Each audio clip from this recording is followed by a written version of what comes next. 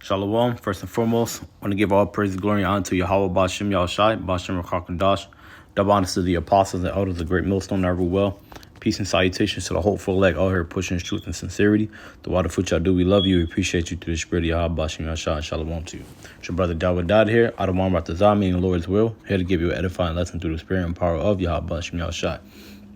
All right, without further ado, we're just going to jump straight into it. All right, this is Matthew chapter 13, verse 1. We'll read like half the chapter and, get some key points in here. This is great, chapter to land back on, right? This goes for a lot, the lessons in this chapter go for me, go for you, right? It goes for everybody who, is in this truth, and everybody even outside of the truth thinking of getting into the truth and wondering, who are the Hebrew Israelites and, what's my ethnicity? What is this whole Israelite movement thing that everybody's talking about? Here's some key lessons to think about coming into this thing. All right. This is Matthew 13:1. It says, the same day went Yahushai, right? Who the world ignorantly calls Jesus' name is Yahushai, meaning he is the Savior. It says, out of the house and sat by the seaside. And great multitudes were gathered together unto him, so that he went into a ship and sat, and the whole multitude stood on the shore. And he spake many things unto them in parables, saying, behold, a sower went forth to sow. So he's speaking into them in parables because there's a larger group, and whoever's to get it is going to get it. Whoever doesn't is not. It says, behold, a sower went forth to sow. And when he sowed, some seeds fell by the wayside, and the fowls came and devoured them up. Some fell upon stony places where they had not much earth, and forthwith they sprung up, because they had no deepness of earth. And when the sun was up, they were scorched, and because they had no root, they withered away. So if you're coming into this truth, you can't let anything, distract you or push you off of your path, right? You can't let anything stop you from growing. You have to grow, all right? You can't just be stagnant. You can't stay in one place. You have to move with the truth, right? The truth moves and is spread far and wide. So you have to be likewise in growing, and as far as growing. You got to keep going. You got to, push yourself. You got to learn more. You got to study more. You got to fast more. You got to pray more. You know what I'm saying? Don't be distracted by the things of the world that are going on to get you to fall out of the truth, right? So if you're coming into this thing, right, and you see yourself like, thinking about your family, thinking about, your job, right, thinking about, sports teams and, entertainment, women, your parents, your children. Don't worry about that stuff.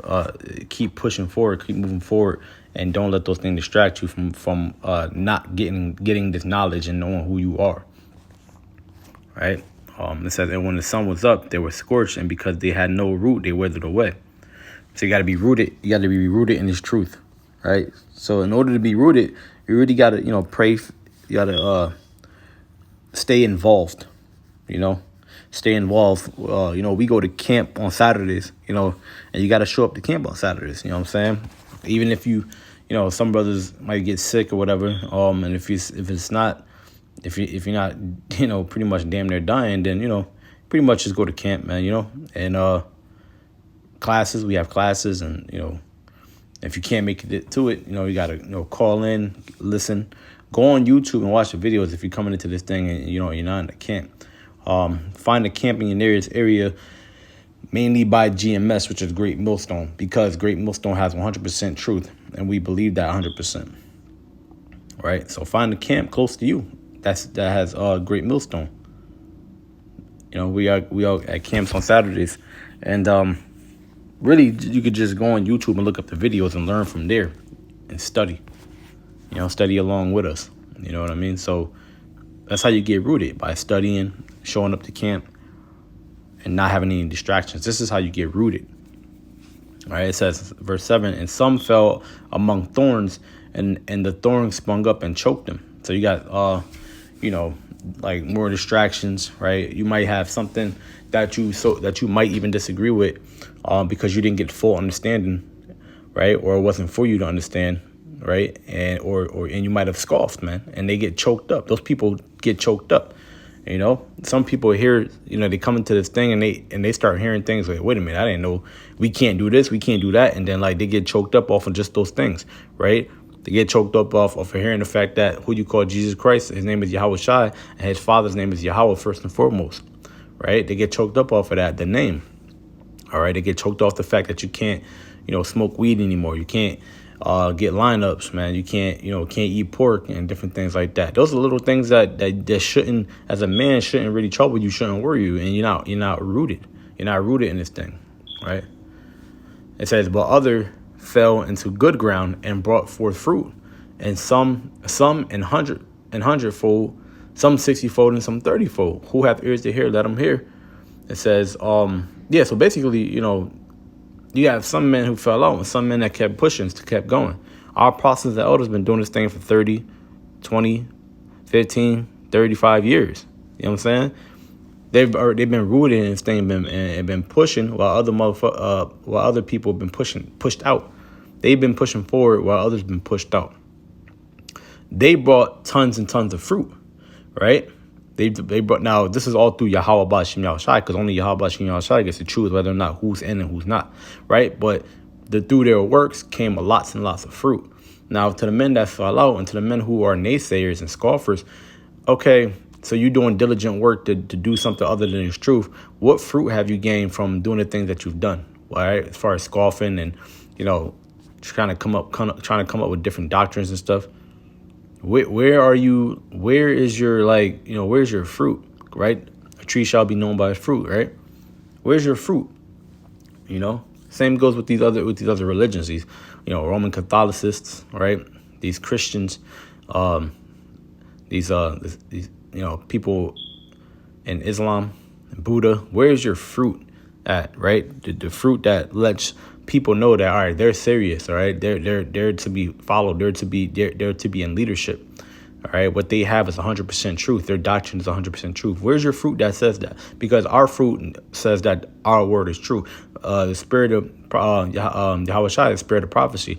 All we do is speak prophecy, and that's the fruit. Our fruit does that. All right. So when we go out and we teach, right, we bring in people that see that this is the truth and their eyes are open. That is fruit. Where's your fruit at? All right, our people believe in the prophecies and they see the prophecies. Now, when you go into these churches, they talk about prosperity. They barely ever talk about prophecy, and when they do, it's because they heard it from the men of the Lord. Right. All right. So it says, and the disciples came and said unto him, why speakest thou unto them in parables? All right, these codes, these messages that are like puzzles. It says he answered and said unto them. Because it is given unto you to know the mysteries of the kingdom of heaven, but unto them it is not given. Right. So, it's to you. It's plain. It's plain. Right. It's plain to you. It is given. To them it is not. Right. So it's meant for you and it wasn't meant for them. So those who understand it, they're going to get it. That's why when we're in this truth and we're speaking, we wholeheartedly believe in everything that we're speaking. We wholeheartedly believe everything we're speaking because it was given to us to understand it. Hopefully it was given, we gotta say, hopefully. I can't, you gotta humble yourself. You don't want to be boastful and proud. Hopefully this was for us, and but we do believe we have the 100% doctrine, man. We have the 100% truth, and from the biggest on to the smallest, we believe that we are the hopeful elect. And you have to have faith, and we got faith in this thing. Yeah, so it's not given to them. That's why when people buck up at you and when you tell them they're a Hebrew Israelite, they be like, man, that religious stuff, what are you talking about? Because they have eyes the way they can see. They have eyes, but they cannot see. They got ears, but they cannot hear. That's the reason why they bucking up at you and they're scoffing. What do you mean only so-called blacks, Native Americans, Latinos can get saved? It wasn't given unto them to understand. All right, verse 12. It says, for whosoever hath to him shall be given, and he shall have more abundance. But whosoever hath not, from him shall be taken away even that he hath. Therefore speak I unto them in parables, because they see not, and hearing they hear not, neither do they understand. Right? So let's talk about their mind, la'ab, right? Your heart, your mind, your spirit, the way you think. They don't agree with it, then there's something wrong with you. Right? Nothing wrong with us. It says, and in them is fulfilled the prophecy of Isaiah, which said, by hearing ye shall hear, and shall not understand, and seeing ye shall see, and shall not perceive. For this people's heart is waxed gross, and their ears are dull of hearing, and their eyes they have closed, lest at any time they should see with their eyes and hear with their ears and shall understand with their heart, their la'ab, just like I said earlier, and it says, and should be converted, and I should heal them. So the Most High don't want them, but if he wanted them, he would let them, their eyes be open so that he can save them, because you have to have the name in order to be saved, and have to believe on it, have faith, and be a part of the hopeful elect.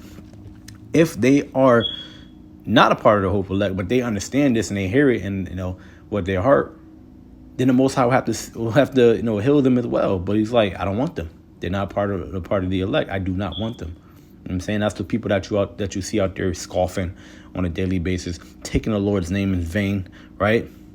Pushing wickedness on our people, telling people to not to listen to us, right? Those are those people. The Most High don't want them. This is not for them. So the ones of you who do understand this is for you. All right. So with that, I want to give all praise, glory, and honor to Yahweh, Shem Yahshai, Ba'ashem, Rakar, Kadash, double honors to the apostles, the elders, the great millstone, ever well. Peace and salutations to the hopeful elect, out here pushing truth and sincerity. The water for which I do, we love you. We appreciate you through the spirit of Yahweh, Shem Yahshai. Shalom to you.